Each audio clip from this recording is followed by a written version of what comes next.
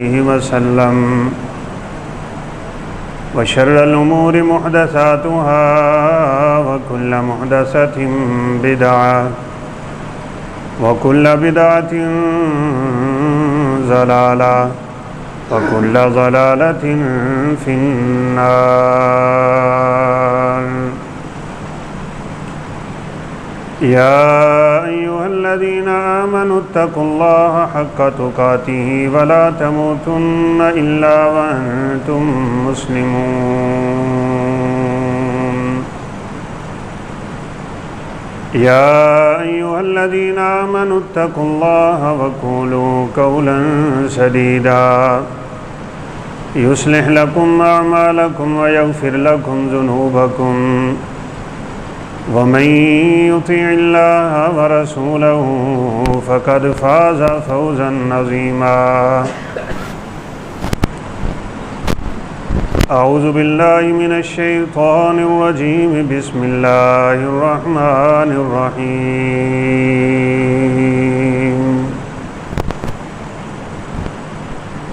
هو الله الذي لا إله إلا هو عالم الغيب والشهادة هو الرحمن الرحيم.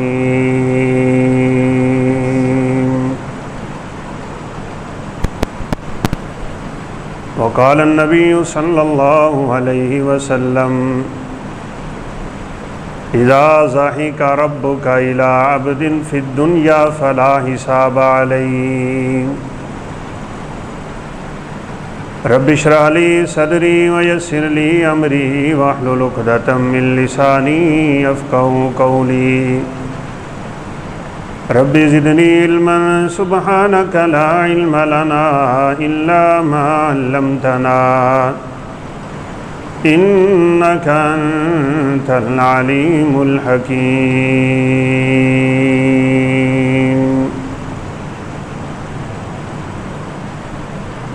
مختصر حمد و ثنا کے بعد اللہ رب العزت کی بہت سی صفات ہیں. جیسے وہ اپنی ذات میں یکتا ہے اسی طرح وہ اپنی صفات میں بھی یکتا ہے. نہ اس کی ذات میں کوئی شریک ہے اور نہ ہی اس کی صفات میں کوئی شریک. اس کی صفات کما یلیق بجلالہ وعظمتہ، جس طرح اس کے لائق ہیں اس کی شان کے مطابق ہیں وہی جانتا ہے. ہمارا اس بات پہ بس ایمان ہے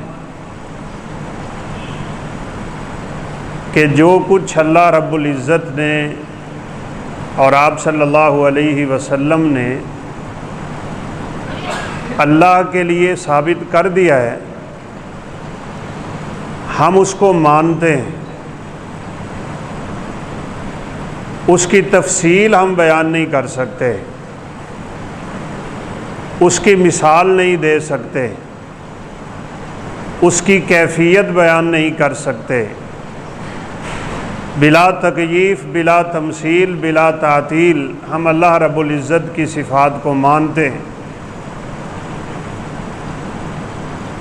اللہ تعالیٰ کا ہاتھ ہے، اللہ تعالیٰ کا پاؤں ہے، اللہ تعالیٰ کا چہرہ ہے. ان سب چیزوں کا تذکرہ قرآن و سنت میں موجود ہیں. بہت سے لوگ، بہت سے فرقے یہ توحید و اسماء و صفات کے باب میں بہت گمراہ ہو. کسی نے تعویل کر دی تو کسی نے تشبیہ دے دی، کسی نے بالکل ہی انکار کر دی. تو اہل سنت کا عقیدہ یہ ہے کہ جو کچھ اللہ اور اللہ کے رسول نے رب کے لیے ثابت کیا ہم اسے مانتے ہیں. اس کی کوئی کیفیت ہم بیان نہیں کر سکتے، مثال نہیں دے سکتے، تشبیہ بیان نہیں کر سکتے. لیس کمثلہ شیء، رب تعالیٰ جیسا کون ہو سکتا ہے؟ کوئی اس کی مثال نہیں پیش کی جا سکتی. فلا تضربوا للہ الامثال۔ تو اللہ رب العزت کی صفتوں میں سے آج ہم ایک ایسی صفت کا تذکرہ کریں گے کہ جس کے بارے میں نبی کریم صلی اللہ علیہ وسلم نے فرمایا ہے، جب اللہ رب العزت دنیا میں کسی آدمی کو دیکھ کے مسکرا پڑے تو اللہ قیامت کے دن اس بندے کا حساب نہیں لیں گے۔ رب تعالیٰ کا مسکرانا حدیثوں میں ثابت، جیسے اللہ رب العزت کا غضب ہے، ناراضگی ہے، غصہ ہے، وہ قہار ہے، جبار ہے، اسی طرح وہ اپنے بعض بندوں کے ایسے کچھ اعمال ہیں کہ جنہیں دیکھ کے مسکرا پڑتا ہے۔ اور جب اللہ کسی بندے کو دیکھ کے مسکرائیں گے تو فرمایا فلا حساب علیہ، اللہ قیامت کے دن اس بندے کا حساب بھی نہیں لیں گے۔ پچھلے جمعے اشارہ میں نے کیا تھا، کچھ اعمال ایسے ہیں کہ اللہ رب العزت ان پہ سخت ناراض ہوتے ہیں، کچھ اعمال ایسے ہیں کہ اگر ان میں سے انسان کسی کا ارتکاب کر بیٹھے تو اللہ تعالیٰ قیامت کے دن اس بندے کو دیکھیں گے بھی نہیں، نظر رحمت سے نہیں دیکھیں گے، نہ ہی اسے پاک کرے گا، نہ ہی اللہ اسے اپنی جنت دے گا۔ ہمیں ان اعمال سے بچنا ہے، زندگی رہی تو ان کا بھی انشاءاللہ تذکرہ کریں گے۔ آج مختصر طور پہ ہم ان اعمال کا تذکرہ کریں گے کہ ان میں سے انسان کوئی بھی عمل کرے تو اللہ رب العزت اس کو دیکھ کے مسکراتے ہیں۔ اور ہم سب جانتے ہیں مسکرانا ایک ایسی صفت ہے جو یقیناً خوشی کی علامت ہوتی ہے۔ اللہ ناراض بھی ہوتے ہیں تو اللہ خوش بھی ہوتے ہیں۔ نبی کریم صلی اللہ علیہ وسلم نے تو باقاعدہ اس کی مثال دی، وَلِلَّهِ أَشَدُّ فَرْحًا بِتَوْبَةِ الْعَبْدِ۔ ایک آدمی جنگل میں ہو، صحرا میں ہو، اس کی سواری گم ہو جائے کہ جس پہ اس کا ساز و سامان ہے، پینے کا پانی ہے، کھانا دانا اس کے اوپر ہے، اور صحرائے عرب جن لوگوں نے دیکھا ہے وہ اس مثال کو اچھی طرح سمجھ سکتے ہیں۔ بھولا ہوا انسان پھر شاید ہی ہے بچ جائے، وگرنہ اسے اپنی جان کا نذرانہ پیش کرنا پڑتا ہے۔ گم ہو گئی سواری، وہ تلاش کر رہا ہے، نہیں ملی، تھک ہار کے وہ ایک درخت کے سائے کے نیچے لیٹ گیا۔ اور صاف ظاہر ہے جو لوگ وہاں پہ رہتے ہیں وہ جانتے ہیں، ہوائیں چلتی ہیں، ریت اڑتی ہے، گلے کو پڑتی ہے، پیاس لگ جاتی ہے، پانی نہ ہو بندہ مر جاتا ہے، بڑے بڑے مسائل کا سامنا کرنا پڑتا ہے۔ تو فرمایا اس کی سواری گم ہو گئی، تلاش کی تو ملی نہیں ہے، اب وہ موت کے انتظار میں لیٹ گیا کہ اب میری موت یقینی۔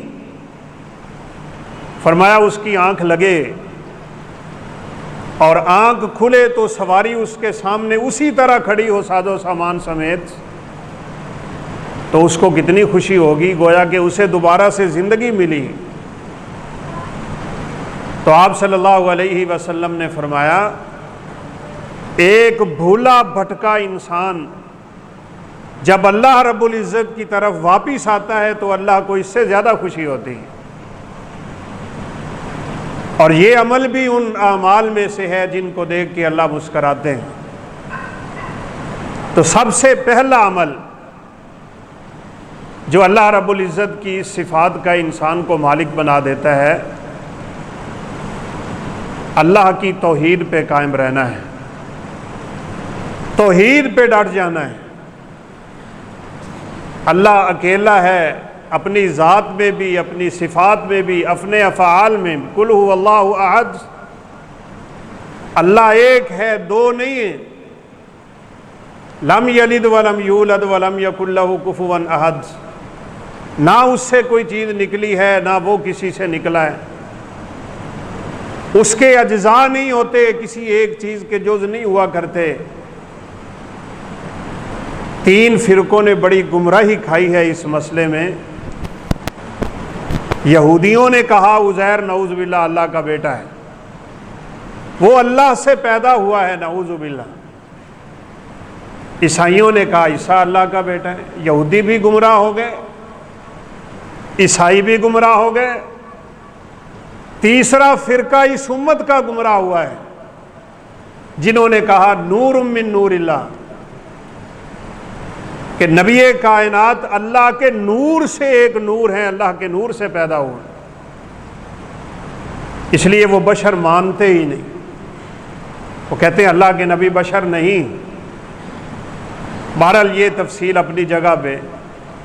اللہ رب العزت کی توحید پہ قائم رہنے والے لوگ جہاں دنیا میں عزتیں پا لیتے ہیں وہاں آخرت کی کامیابیاں سمیٹ لیتے ہیں، اور اللہ ان لوگوں کو دیکھ کے قیامت کے دن مسکرائے گا بھی اور دنیا میں بھی مسکراتا ہے۔ مسند احمد کی بڑی لمبی روایت ہے، رسول اللہ صلی اللہ علیہ وسلم کا فرمان ہے کہ قیامت کے دن ہر شخص اپنی عبادت کرنے والے کے پیچھے ہوگا۔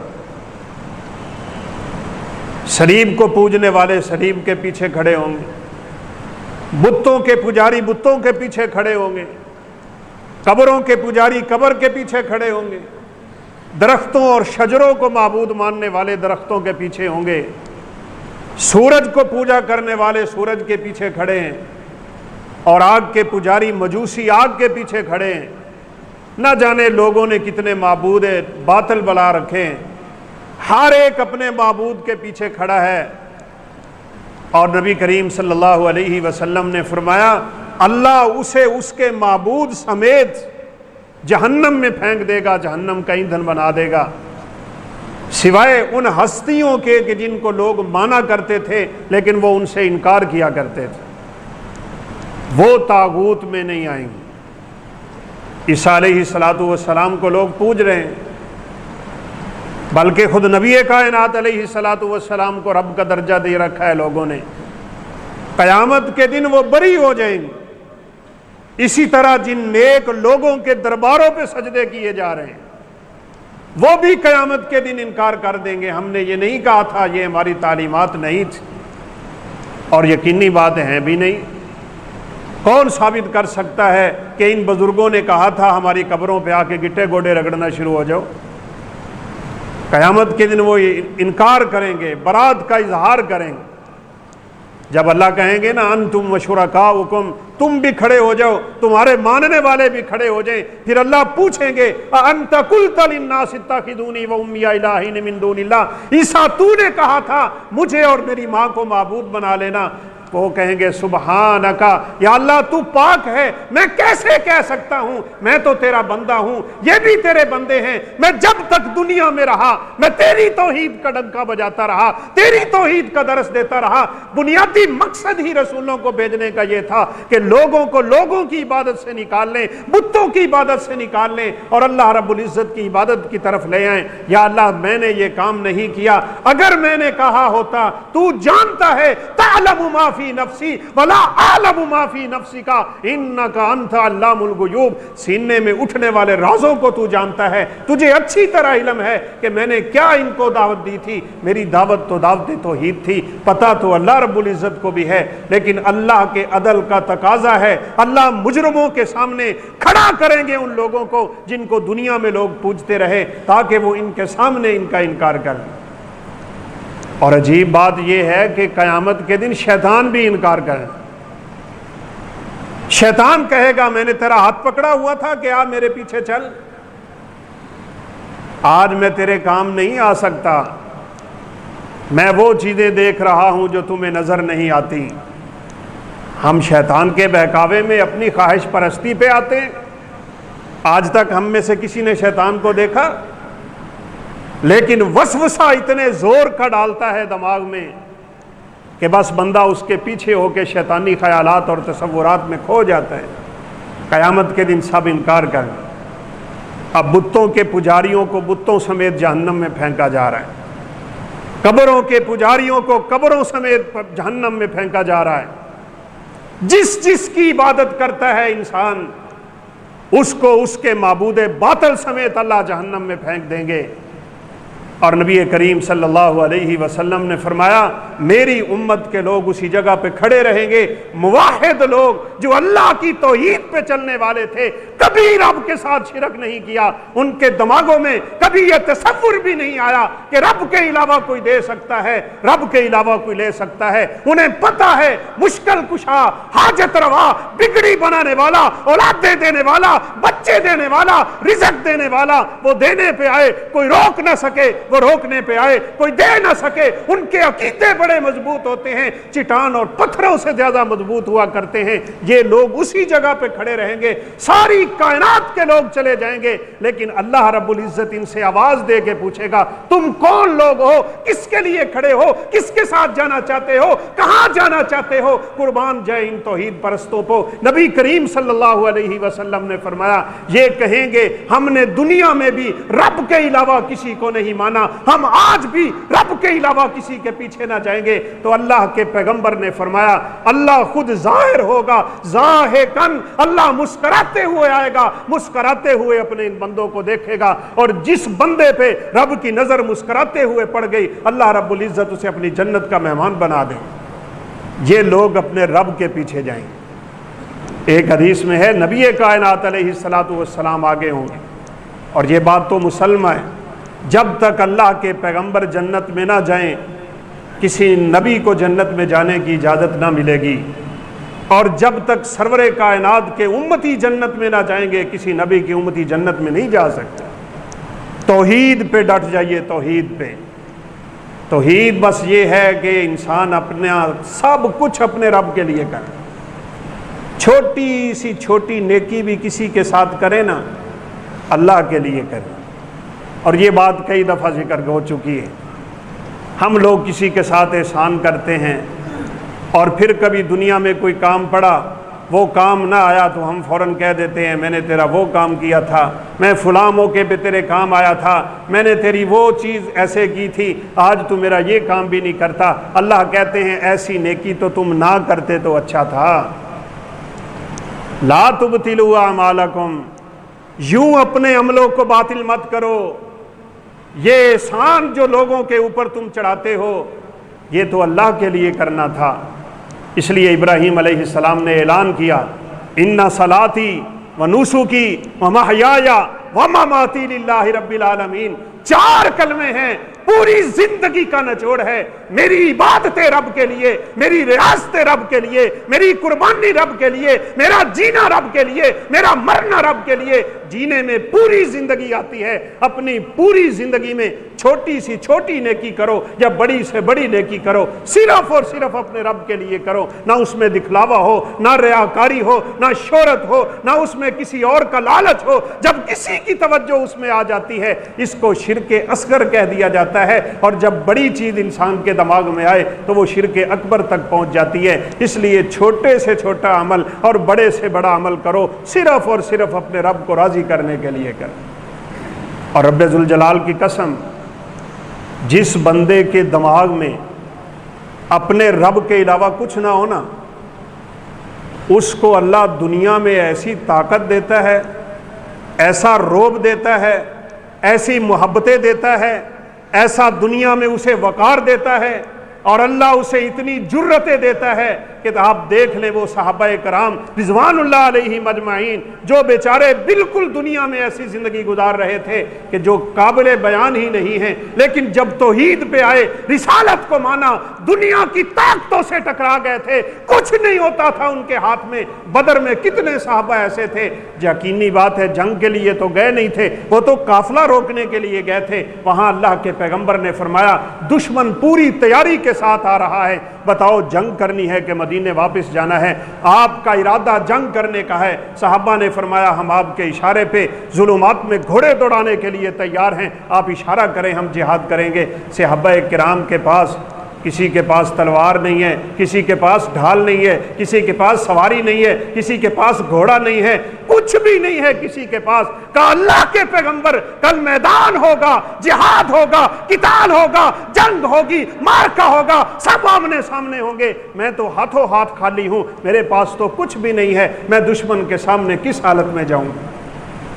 نبی کریم صلی اللہ علیہ وسلم نے فرمایا کھجور کی ٹہنی توڑ لو۔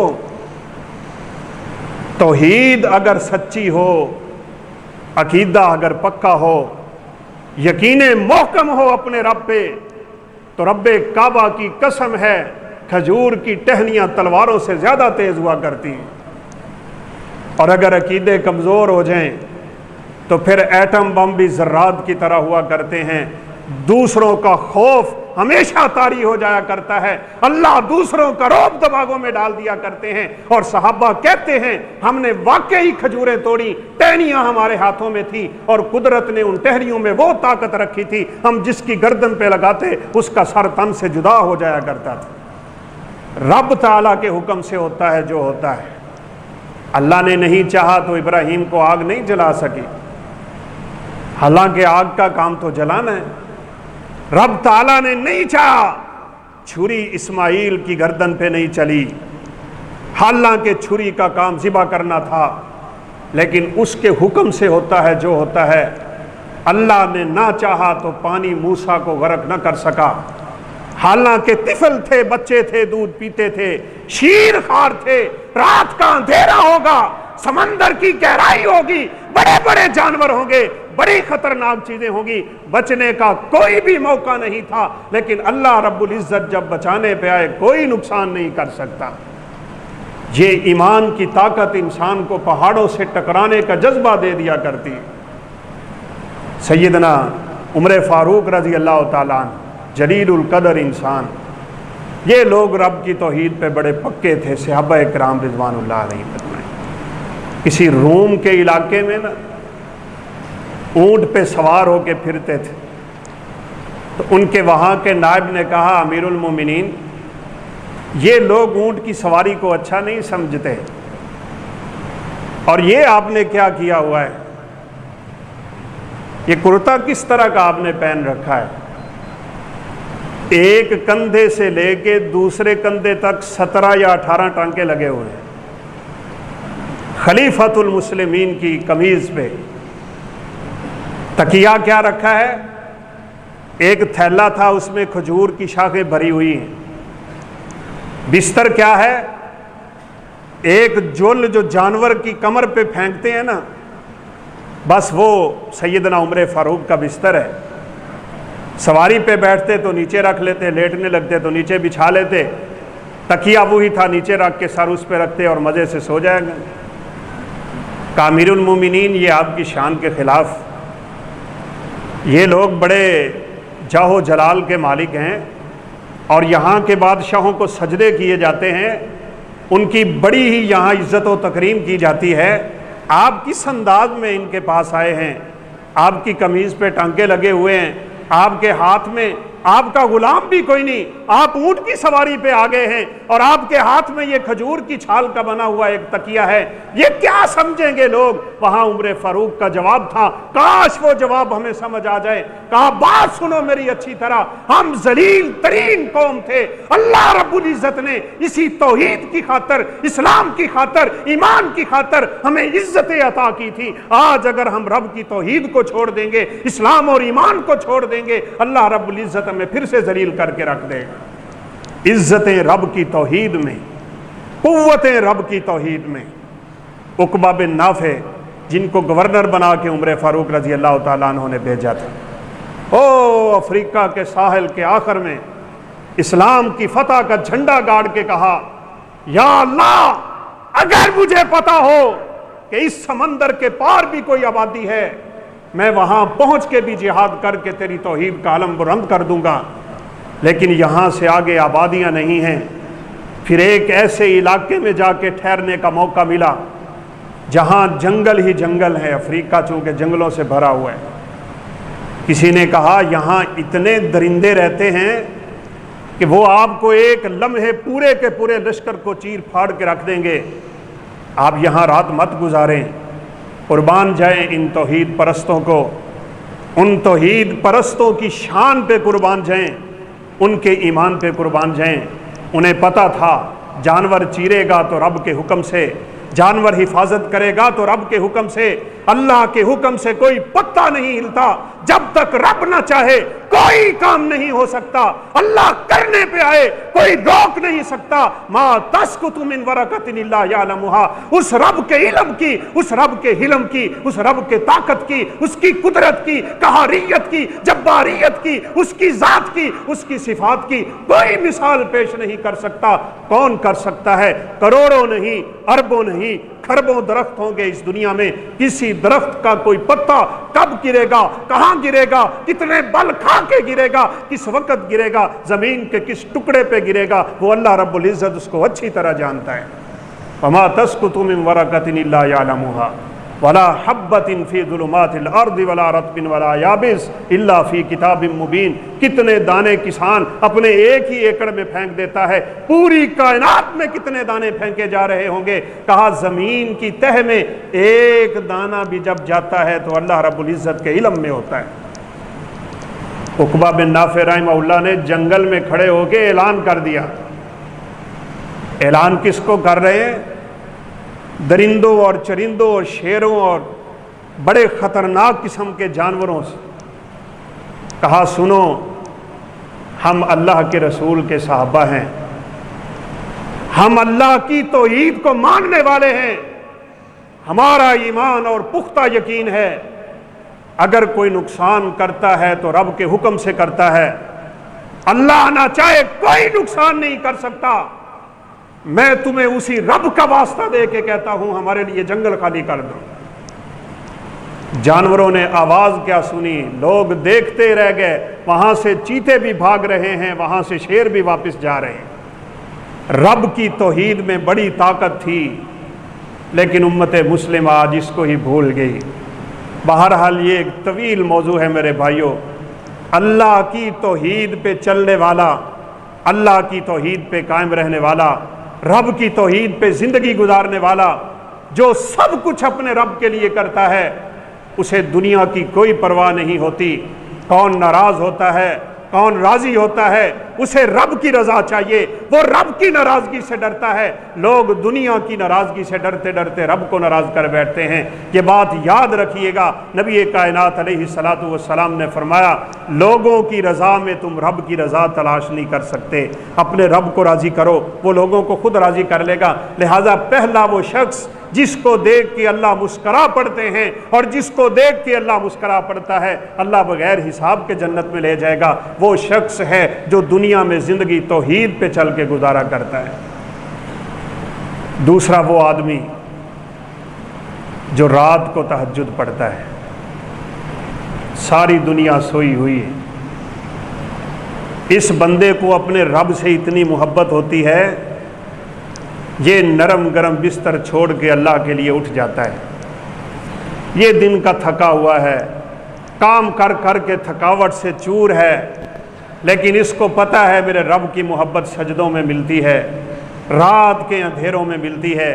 نبی کائنات علیہ الصلوۃ والسلام نے فرمایا ینزل ربنا کل لیلۃ الی السماء الدنیا حین یبقى ثلث اللیل، رات کا آخری پہر ہو رہا ہوتا ہے، اللہ رب العزت کا نزول ہو جاتا ہے، اللہ اعلان کر دیتے ہیں حل من مستغفر استغفر لہ، ہے کوئی مجھ سے اپنے گناہوں کی بخشش طلب کرنے والا، میں اس کے گناہوں کو معاف کر دوں گا، ہے کوئی مجھ سے رزق مانگنے والا، میں اس کے لیے رزق کے دروازے کھول دوں گا، ہے کوئی مصیبتوں سے چھٹکارا چاہنے والا۔ جب اللہ رب العزت کی طرف سے آوازیں دی جا رہی ہوتی ہیں، اس وقت ہم لوگ آرام سے سوئے ہوئے ہوتے ہیں۔ نبی کریم صلی اللہ علیہ وسلم نے فرمایا جس آدمی کی بیوی بڑی خوبصورت ہے، اور اللہ نے ہر انسان کو خوبصورت بنایا ہے، لقد خلقنا الانسان فی احسن تقویم، اگر اس کی خوبصورتی کا اندازہ لگانا ہو تو اس کی ماں سے پوچھ، اس کے والدین سے پوچھ، ہر بچہ اپنے ماں باپ کی آنکھوں کا محبوب ہوا کرتا ہے، اللہ نے ہر ایک کو اچھا بنایا۔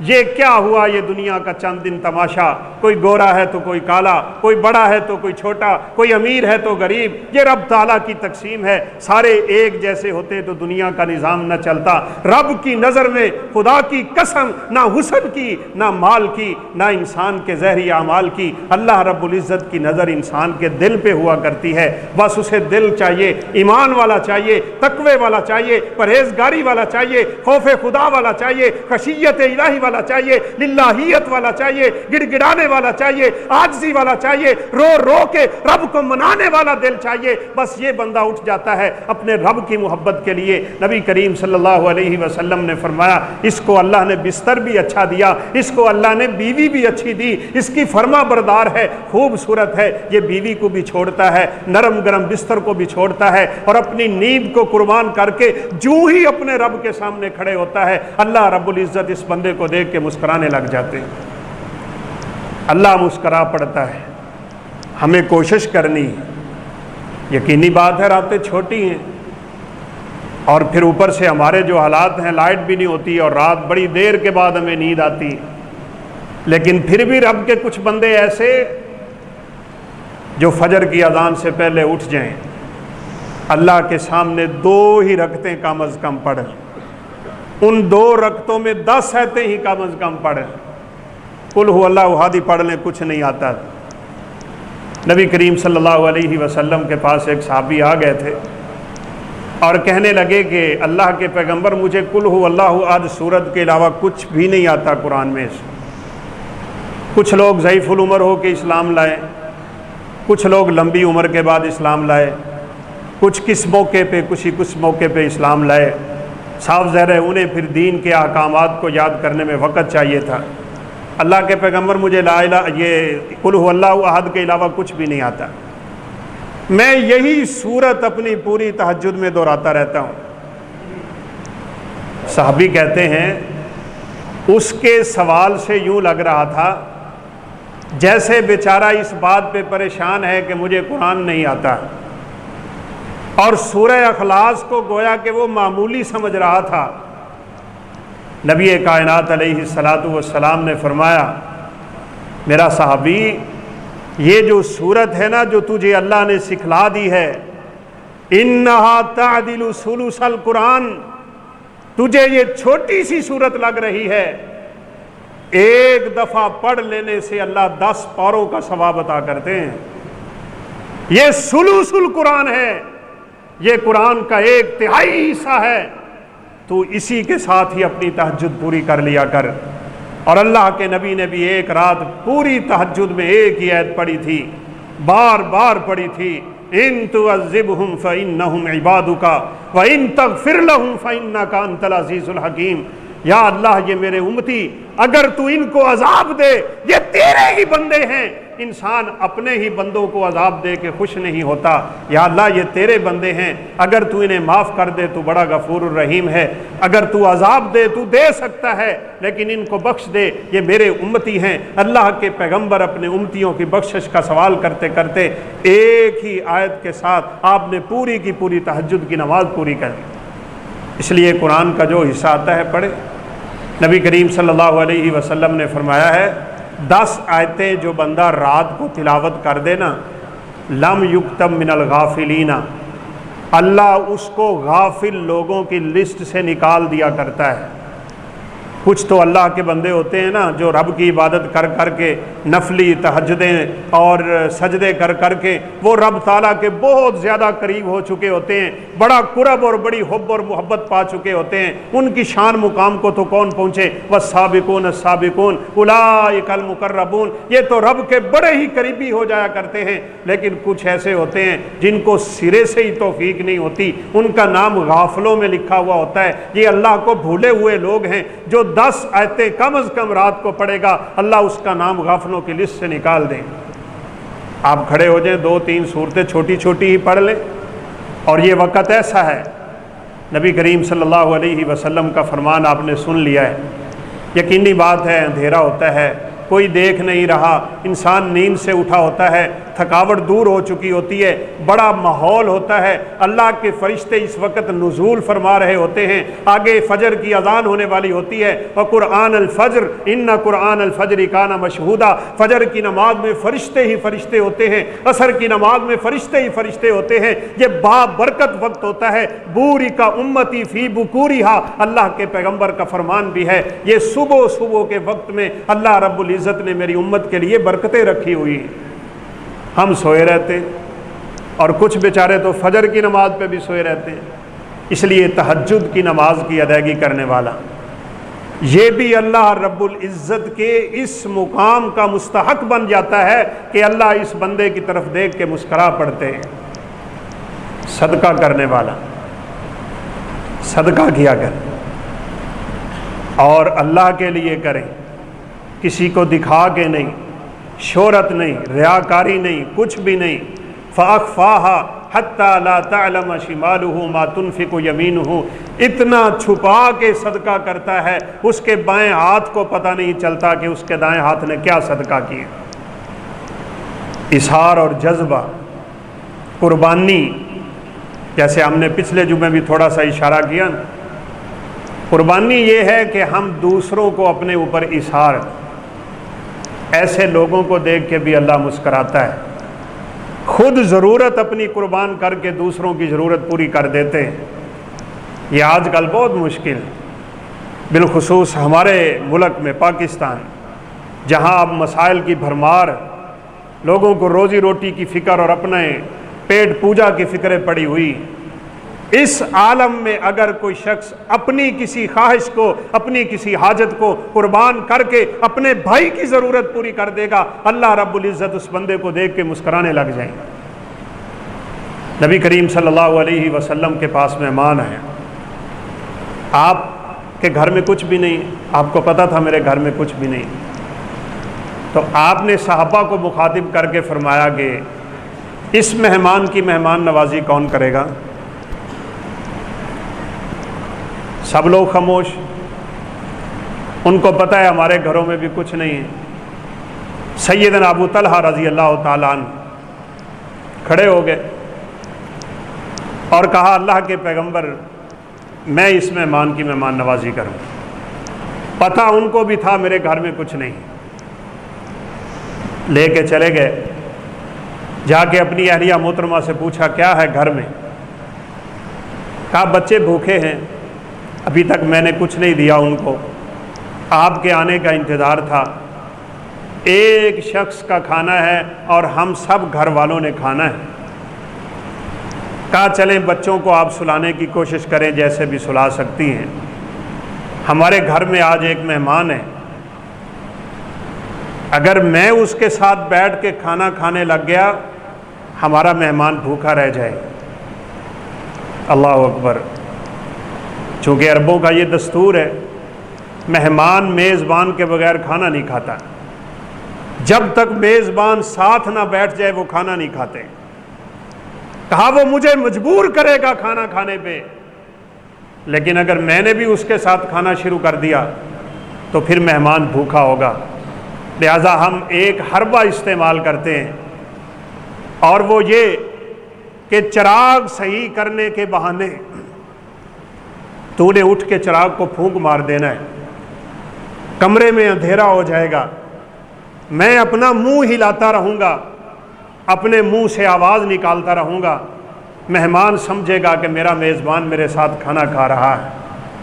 سوچیں کتنی صاف، فکریں کتنی نکھری ہوئی، جذبے کتنے بلند، ایسے لوگوں کو اللہ دیکھ کے مسکرایا کرتا ہے۔ ایسا ہی ہوا، مہمان نے کھانا کھانا شروع کیا، میزبان کو بھی بلایا، وہ بھی ساتھ بیٹھے، بیوی آئی، چراغ صحیح کرنے کے بہانے پھونک مار کے چراغ بجھا دیا۔ یہ اللہ کا بندہ اپنے منہ کو ہلائی جا رہا ہے، کھانا کھانے کی سی آواز پیدا کر رہا ہے۔ اللہ کیوں نہ مسکرائے ان لوگوں کو دیکھ کے، اللہ کیوں نہ ہنسے ان لوگوں کو دیکھ کے، اللہ کیوں نہ دے ان لوگوں کو۔ اللہ عزتیں دیتا ہے، مال بھی دیتا ہے، دنیا بھی دیتا ہے، آخرت بھی دیتا ہے، وقار بھی دیتا ہے، رحمتیں بھی دیتا ہے، سب کچھ دے دیا کرتا ہے۔ جب بندہ اللہ کے لیے کسی کو دیتا ہے، اللہ خدا کی قسم سب کچھ دے دیا کرتا ہے، لیکن ہمارے عقیدے کمزور ہو گئے، ہمارے حالات کمزور ہو گئے، اللہ نے ہماری طرف سے نظر رحمت کو پیچھے کر لیا، ہم نے اپنی ہی پیٹ کی فکر پھیلانا شروع کر دی۔ اللہ اکبر۔ یہ رات کا وقت ہے، اندھیرا ہے، عشاء کی نماز کے بعد کا وقت ہے۔ سرور کائنات علیہ الصلوۃ والسلام نے فجر کی نماز کے بعد پوچھ لیا، پوچھ اس لیے لیا، پتہ تو آپ کو بھی تھا، قرآن نازل ہو چکا تھا، جبریل آ چکے تھے، خبر دے چکے تھے، لیکن آپ سمجھانا چاہتے تھے اپنے صحابہ کو بھی، اپنی امتیوں کو بھی۔ آپ نے فرمایا رات کو کس بندے نے مہمان کی مہمان نوازی کی ہے۔ ابو طلحہ رضی اللہ تعالیٰ عنہ کھڑے ہوئے، کہا انا یا رسول اللہ صلی اللہ علیہ وسلم، اللہ کے پیغمبر میں نے رات کو مہمان کی مہمانی کی ہے، جو میرے بس میں تھا میں نے کر دی۔ اللہ رب العزت کے اس پیغمبر نے فرمایا یاد رکھ تیرے لیے رب نے قرآن کی آیتیں نازل کر دی ہیں، وَيُؤْثِرُونَ عَلَىٰ أَنفُسِهِمْ وَلَوْ كَانَ بِهِمْ خَصَاصَةٌ، بھوکے رہ کے بھی قربانیاں دیتے ہیں، ضرورتیں قربان کر کے وہ دوسروں کی ضرورتیں پوری کرتے ہیں۔ فرمایا ذَاهِكَ اللَّهُ عَلَىٰ أَمْرِكُمَا، مجھے رب نے تیرے رات کے معاملے کی خبر دے دی ہے۔ تو نے جو بیوی سے مشورہ کیا تھا، تیری بیوی نے جو چراغ کو پھونک مارا تھا، تو نے مہمان کے لیے جو جذبہ اظہار پیدا کیا تھا، جس کا تو نے اظہار کیا تھا، تیرے اس عمل کی وجہ سے اللہ رب العزت عرش معلیٰ پہ مسکرا رہا تھا، اور اللہ جس کو دیکھ کے مسکرا لیتا ہے اس کو بغیر حساب کے جنت میں داخل کر دیا کرتا ہے۔ آج یہ جذبے پیدا کرنے کی ضرورت ہے۔ آج نفسا نفسی کے اس عالم میں اپنے آپ کو سنبھالنے کی ضرورت ہے۔ آپ صحابہ کرام، تابعین اعظام، ہمارے سلف صالحین، ائمہ کرام، ان کی ذرا زندگیاں پڑھ کے دیکھیں، کئی دن کے بھوکے، کئی دن سے ابن عمر رضی اللہ عنہ بھوکے تھے، اپنے گھر والوں کو کہا جو کچھ ہے تھوڑا سا پکا دو، ابھی کھانا پک کے تیار ہوا ہے، سامنے رکھا جا رہا ہے۔ آپ اس منظر کو ذرا ذہن میں سوچے تو صحیح، کئی دن کا بھوکا انسان جب سامنے کھانا آتا ہے تو برداشت نہیں ہوتا۔ ہمیں تو شام کی افطاری کے وقت دیکھنے والا ہوتا ہے، سامنے پڑے ہوئے کھانے پہ کیسے للچائی ہوئی نظروں سے لوگ دیکھ رہے ہوتے ہیں۔ ادھر سے دروازے پہ دستک ہو گئی، ایک سائل آیا سوال کرنے کے لیے، کہا بھوکا ہوں، کھانا چاہیے۔ ابن عمر رضی اللہ تعالیٰ عنہ نے سارے کا سارا کھانا اٹھا کے اس کو دے دیا۔ امام زین العابدین بھی یہی کیا کرتے تھے، سیدہ عائشہ صدیقہ رضی اللہ تعالیٰ عنہ یہی کیا کرتی تھی۔ امیر معاویہ رضی اللہ تعالیٰ عنہ کو خبر ہوئی کہ ماں جی عائشہ رضی اللہ تعالیٰ عنہ کے حالات اچھے نہیں ہیں، گھر میں کچھ کمزوریاں ہیں، کچھ فاقے کا سا مسئلہ ہے۔ 40,000 دینار یا 30,000 دینار تھیلیوں میں ڈال کے ماں جی عائشہ کی طرف تحفے میں بھیج دیں۔ کہا یہ آپ کے گزران بسر کے لیے کافی ہوگا، یہ میری طرف سے ہدیہ اور تحفہ ہے، قبول کر لیں۔ ماں جی نے قبول کر لی۔ گھر میں بریرہ تھی رضی اللہ تعالیٰ عنہ، جن کو اماں جی عائشہ نے ہی خرید کے آزاد کیا تھا۔ کہا بریرہ ادھر آؤ، جاؤ وہ چھوٹا سا برتن لے کے آؤ جس کو ہماری زبان میں کولی کہا جاتا ہے، بھرا ان اشرفیوں سے برتن۔ کہا وہ ہمارے مدینے کا غریب گھر ہے، یہ اس گھر میں دے کے آؤ۔ پھر بریرہ واپس آئیں، دوسرا بھرا فلاں گھر میں دے کے آ، تیسرا، چوتھا، پانچواں، چھٹا، ساتواں، آٹھواں۔ بریرہ کہتی ہیں عصر کی نماز کے بعد یہ معاملہ شروع ہوا تھا، مغرب کی اذان کے قریب میں جب پہنچی، آخری لمحہ تھا، میرا آخری چکر تھا، میں جب اس گھر میں دے کے دینار واپس آئی، ماں جی کے پاس ایک بھی دینار باقی نہ بچا ہوا تھا۔ میں نے کہا آپ کو بھی روزہ ہے، مجھے بھی روزہ ہے، ہماری افطاری کے لیے تو کچھ رکھ لیتی۔ اماں جی فرمانے لگی مجھے یاد ہی نہیں رہا، اظہار کا جذبہ اتنا، قربانی کا جذبہ اتنا، خیر خواہی کا جذبہ اتنا، اپنے آپ کو پیچھے رکھ کے دوسروں کو آگے رکھنے والے، دوسروں کی ضرورتوں کو پورا کرنے والے، یہ اللہ رب العزت کی اس صفت کے مالک بن جایا کرتے ہیں اور اس کے مستحق بن جایا کرتے ہیں کہ ایسے لوگوں کو دیکھ کے اللہ مسکرا رہا ہوتا ہے۔ توحید پہ چلنے والے، صدقہ کرنے والے، دوسروں کے کام آنے والے، رات کو تہجد پڑھنے والے اور جہاد کرنے والے، نبی کریم صلی اللہ علیہ وسلم نے فرمایا پلٹ پلٹ کے حملہ کرنے والا جب میدان کارزار میں ایک دوسرے پہ حملہ کر رہے ہوتے ہیں، نہ انہیں اپنی بیوی کی پرواہ، نہ بچوں کی پرواہ، نہ گھر کی پرواہ، نہ مال و دولت کی پرواہ، اور سب سے بڑھ کے ان کو اپنی جان تک کی پرواہ نہیں ہوتی۔ اللہ رب العزت ان مجاہدوں کو دیکھ کے مسکرایا کرتا ہے۔ یہ 5 بڑے بڑے اعمال ہیں میرے بھائی، عمل تو اور بھی ہیں، لیکن کم از کم ہم یہی یاد کر لیں، ان کو اپنی زندگی میں اتارنے کی کوشش کر لیں۔ سب سے پہلے نمبر پہ توحید ہے، توحید۔ یہ 4-5 چیزیں آپ یاد کر کے جائیں، خطبے میں آپ کچھ نہ کچھ لے کے جائیں، عمل کی نیت سے آیا کریں۔ اللہ مجھے بھی اور آپ کو بھی عمل کرنے کی توفیق نصیب فرمائے۔ توحید پہ ڈٹ جائیے، اپنے دماغ سے یہ بات آپ نکال دیں، فلاں میرے خلاف سازشیں کر رہا ہے، فلاں یوں کر رہا ہے، یہ ہو رہا ہے، وہ ہو رہا ہے، ایسے ہوگا ویسے ہوگا، کچھ نہیں ہوگا۔ وہی ہوگا جو اللہ چاہے گا، اللہ نہ چاہے نہیں ہوتا۔ رزق رب نے لکھا ہوا ہے، جو لکھا ہوا ہے ملے گا وہی۔ پھر کیوں لوگ نعوذ باللہ حلال اور حرام کی پرواہ نہیں کرتے؟ مال آنا چاہیے، پیسہ آنا چاہیے، جس مرضی رستے سے آنا چاہیے، نہیں، یہ کام ختم کر دیں۔ حلال کا ایک لقمہ کھا لو، اپنا پورا دن گزار لو۔ اور یہ میری بات یاد رکھیے گا، ایک ایک کھجور کھا کے صحابہ جنگ لڑ لیا کرتے تھے۔ وجہ کیا تھی؟ کیا وہ کوئی اور مخلوق تھے؟ یا کیا وہ بہت لمبے چنگے قدوں والے تھے؟ یا ان کے جان جسے کوئی بہت زیادہ تھے؟ ایک ہی بات ہے میرے بھائیوں، وہ ہمیں یاد کر لینی چاہیے، جس بندے کی روحانی غذا پوری ہوتی ہے اسے بدنی غذا کی کوئی ضرورت نہیں ہوتی۔ نبی کریم صلی اللہ علیہ وسلم 72 گھنٹوں کا روزہ رکھ لیتے تھے۔ اس کو وصال کا روزہ کہتے ہیں۔ 48 گھنٹوں کا صحابہ رکھا کرتے تھے۔ پھر آپ نے آخری عمر میں آ کے صحابہ کو روک دیا کہ وصال کا روزہ نہ رکھا کرو، آپ پھر بھی رکھ لیا کرتے تھے۔ یہ 72 گھنٹے بھوکا رہنا، 48 گھنٹے بھوکا رہنا، اور پھر میدان کارزار میں تلواریں بھی چلانا۔ اور یقینی بات ہے وہ زرے جو پہنتے تھے نا، ایک اوپر ایک نیچے، اور خول ہاتھ میں تلوار اور ڈھال، صحیح بخاری کی روایت ہے نبی کریم صلی اللہ علیہ وسلم نے زرے پہنی ہوئی تھی، ترمذی شریف میں بھی ہے۔ آپ ایک چٹان پہ چڑھنا چاہ رہے تھے، نہیں چڑھ پائے، وزن اتنا تھا ان کا کہ آپ چٹان پہ نہ چڑھ پائے۔ قربان جائیں ابو طلحہ رضی اللہ تعالیٰ عنہ، جن کا ابھی آپ نے واقعہ سنا ہے، وہ دیکھ رہے ہیں کہ اللہ کے پیغمبر اس چٹان پہ چڑھنا جا رہے ہیں اور آپ سے اس وزن کی وجہ سے چڑھا نہیں جا رہا۔ دوڑ کے آئے، آ کے نبی کائنات کے قدموں میں بیٹھ گئے، کہا میرے کندھوں پہ پاؤں رکھ کے آپ اس چٹان پہ چڑھ جائیں۔ نبی کریم صلی اللہ علیہ وسلم نے پاؤں رکھا اور پھر آپ اس چٹان پہ چڑھے، اور اوپر چڑھتے ہی آپ نے فرمایا واجبت، او ابو طلحہ تیرے اس عمل پہ ہی اللہ نے تیرے لیے جنت واجب کر دی، تو جنت کا مستحق ہے۔ اتنا وزن اٹھا کے بھوکے پیاسے جنگیں لڑ رہے ہیں، کیا تھا؟ ان کی روحانی غذا بڑی مضبوط تھی۔